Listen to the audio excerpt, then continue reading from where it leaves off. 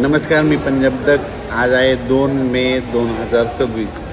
तर काय झालं, राज्यातल्या सर्व शेतकऱ्याचे फोन येत आहेत. तर आमच्याकडं ऊस आहे ना, एखादा उन्हाळ्यामध्ये मेमध्ये अवकाळी येईल का? तर ऊस शेतकऱ्यासाठी आनंदाची बातमी. एक 7, 8, 9, 10च्या दरम्यान एक पाऊस येणार आहे. मात्र तो पाऊस विदर्भात, पूर्व विदर्भ, पश्चिम विदर्भ आणि मराठवाडा या परिसरामध्ये चांगला पाऊस असणार आहे. म्हणजे अवकाळी पाऊस असणार नाही, मान्सून पूर्व पाऊस येणार आहे. म्हणून ही विदर्भ, मराठवाड्यातल्या शेतकऱ्यांनी हा अंदाज लक्षात. मग सांगायचं झालं तर 7 तारखेला म्हणजे नागपूर, वर्धा, भंडारा, गोंदिया, चंद्रपूर, यवतमाळ, वाशिम, हिंगोली, त्याच्यानंतर नांदेड, अकोला, अमरावती, परभणी ह्या पट्ट्यामध्ये काय होणार आहे, 7 तारखेलाच तिकडं ते अवकाळी मान्सूनपूर्व अवकाळी पाऊस येणार आहे. म्हणून हे अंदाज लक्षात यायचा. त्याच्यानंतर 8, 9, 10च्या दरम्यान हे पाऊस धाराशिव जिल्हा, लातूर जिल्हा, बीड जिल्हा, परभणी जिल्हा, जालना जिल्हा, इकडं बुलढाणा जिल्हा, अकोला, अमरावती, वर्धा, नागपूर, भंडारा, गोंदिया, चंद्रपूर, यवतमाळ, त्याच्यानंतर नांदेड, परभणी, बीड ह्या परिसरामध्ये काय होणार आहे की 8, 9, 10च्या दरम्यान खूप पाऊस येणार आहे. म्हणून हा अंदाज सर्व शेतकऱ्यांनी लक्षायचा. त्याच्यानंतर कडाष्टी, बीड त्या परिसरामध्ये, दौंड, पुणे या परिसरात देखील 8, 9, 10चा हे मान्सूनपूर्व अवकाळी पाऊस येणार आहे. म्हणून हा अंदाज लक्षायचा. त्याच्यानंतर कोल्हापूर जिल्हा, सातारा जिल्हा त्या परिसरात देखील हा अवकाळी पाऊस येणार आहे. म्हणून हा अंदाज लक्षात येतात. सर्वदूर पडणार नाही, पण भाग बदलत पडणार आहे. फक्त पाऊस मात्र पूर्व विदर्भ, पश्चिम विदर्भामध्ये तिकडे जास्त असणार आहे. मराठवाड्याकडे थोडं कमी होईल. लातूर जिल्ह्यात एक थोडा जास्त राहील.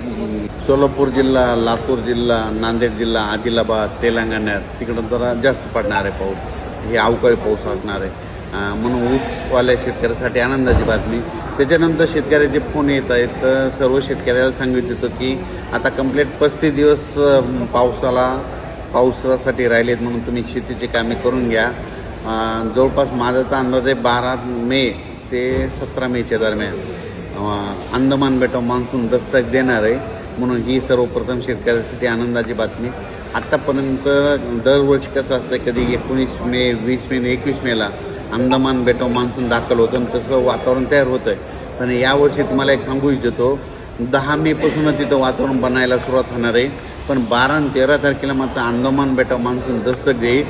तर 12-13 मेला जर दस्तक दिली तर तिथून 10 दिवस म्हणजे 24-25ला ते 25पर्यंत केरळला येईल.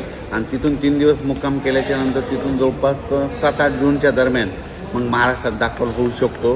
म्हणून हे देखील लक्षात घ्यायचं. म्हणजे यावर्षी शेतकऱ्यासाठी चांगलं साल राहणार आहे. पाऊस देखील वेळोवेळी येणार आहे. म्हणून ही सर्वप्रथम शेतकऱ्यासाठी आनंदाची बातमी. हे जे अवकाळी पाऊस आहे हे 7 तारखेला नागपूरकडे सुरुवात होणार आहे. म्हणजे पूर्व विदर्भाकडे 7 तारखेला सुरुवात होणार आहे. 8ला देखील मग 8, 9, 10च्या दरम्यान काय होणार आहे, मग मराठवाड्याकडे येणार आहे. मराठवाड्यातून काही भाग पश्चिम महाराष्ट्राकडे जाणार आहे. म्हणून हे लक्षात येतं. पण सगळीकडे हे पाऊस नाही, फक्त पूर्व विदर्भ, पश्चिम विदर्भ, मराठवाडा आणि पश्चिम महाराष्ट्रात काही जिल्ह्यामध्ये हे अवकाळी पाऊस असणार आहे. म्हणून हे अंदाज, ज्यांचे कांदे असेल तर तुम्ही काय करा, कांदे काढून झाकून ठेवू शकता 7 तारखेपर्यंत. आणि आणखीन एक सांगू इच्छितो की राज्यामध्ये आणखीन 6 तारखेपर्यंत दिवसभर सारखं वारं राहणार आहे. म्हणून हे अंदाज लक्षात यायचा. दररोज तुम्हाला 6 तारखेपर्यंत झाडाची पानं हललेले दिसतील, म्हणजे वारं चालूच राहणार आहे. 7 तारखेला मात्र हे वारं बंद होणार आहे. म्हणून ही देखील अंदाज सर्व शेतकऱ्यांना लक्षात यायचा. आणि यावर्षी शेतकऱ्याची जी पेरणी ही 3 टप्प्यात होणार आहे. एकदा 7-8 जूनला पाऊस येईल, कापसाच्या शेतकऱ्याच्या लागवड होतील. त्याच्यानंतर 15-16 दरम्यान येईल, 15 ते 20च्या दरम्यान येईल, त्याच्यात कापसाच्या लागवड होतील. आणि जूनच्या शेवटच्या आठवड्यात मात्र सर्व महाराष्ट्रातल्या शेतकऱ्याची पेरणी सुरू होईल. जूनच्या शेवटच्या आठवड्यात म्हणजे 25 ते 29 जूनच्या दरम्यान. आणि त्याच्यातून जर काही उरले शेतकरी तर 10 जुलै ते 15 जुलैमध्ये मग सगळ्या महाराष्ट्राची पेरणी आटवून जाईल. म्हणून हे अंदाज सर्व शेतकऱ्यांनी लक्षात घ्यायचा. राज्यात मात्र 6 तारखेपर्यंत चांगलं उन्हाची तीव्रता राहणार आहे. म्हणून हा अंदाज सर्व शेतकऱ्यांनी लक्षात द्यायचा. माझी जनतेला विनंती आहे 6 तारखेपर्यंत उन्हामध्ये फिरत जाऊ नका, कारण की तीव्र उन्हाची लाट असल्यामुळं उष्माघात होऊ शकतो आणि 7 तारखेच्या नंतर वातावरणात बदल होणार आहे. मग 7, 8, 9च्या दरम्यान विदर्भाकडे पाऊस येणार आहे. म्हणून सर्वप्रथम विदर्भातल्या शेतकऱ्यांनी अंदाज लक्षात घ्यायचा. अचानक वातावरणात बदल झाला तर परत एक मेसेज दिला जाईल. धन्यवाद.